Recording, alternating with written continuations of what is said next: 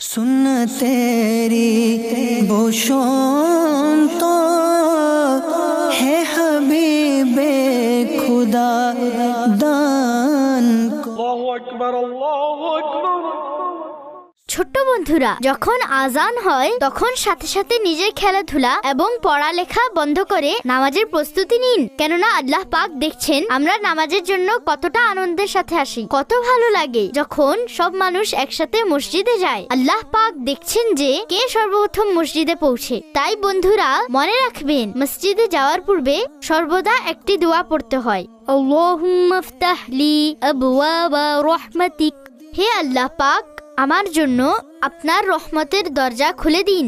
প্রিয় বন্ধুরা, নামাজ মন্দ থেকে রক্ষা করে। নামাজের মাধ্যমে মস্তিষ্ক পরিষ্কার হয় এবং রাগের আগুন নিভে যায়। নামাজ আমাদের প্রিয় নবী হযরত মুহাম্মদ সাল্লাল্লাহু আলাইহি ওয়াসাল্লামের চোখের শীতলতা। নামাজ কবরে আলোর মাধ্যম। নামাজ মুসলমানদের হৃদয়ের, চেহারার, কবরের এবং কিয়ামতের আলো স্বরূপ। আসুন নামাজ পড়ি এবং আল্লাহ পাককে সন্তুষ্ট করি। সল্লু আলাল হাবিব সাল্লাল্লাহু আলা মুহাম্মদ সাল্লাল্লাহু আলাইহি ওয়াসাল্লাম।